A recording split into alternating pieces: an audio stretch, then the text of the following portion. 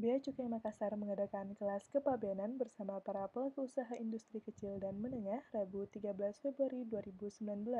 Sebagai bentuk mendorong potensi IKM, Bea Cukai Makassar memberikan penyuluhan kepada pengusaha terkait fasilitas KIT-IKM. Kepala Seksi PKC Adeltus Lolok dan Kepala Subseksi Hanggar Abdul Ghafur memaparkan tentang tupoksi Bea Cukai, serta pengenalan ekspor meliputi gambaran umum pelayanan dan larangan pembatasan ekspor.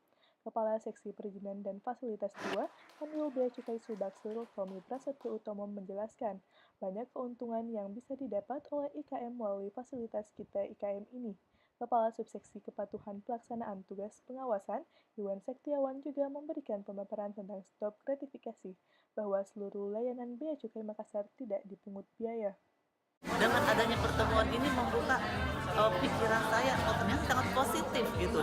Dari yang dulu ribet, susah mendaftar ke sana kemari, akhirnya sangat mudah rupanya.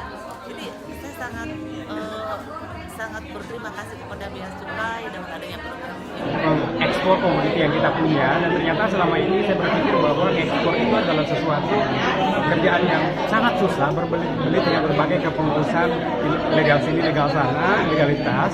Tapi dengan hadir di kita UKM hari ini memberikan informasi kepada saya bahwa ternyata untuk mengekspor sesuatu itu sangat gampang dan dimudahkan oleh pemerintah dengan hadirnya Bea Cukai di Makassar. Pesertanya ternyata beberapa sudah ada yang ekspor dan sudah ada yang potensial untuk ekspor.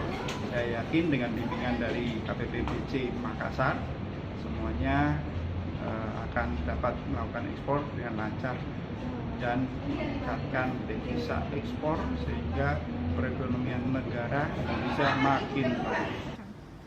Kita ingin pengusaha kecil di Sulawesi naik level menjadi eksportir. Bea Cukai makin baik.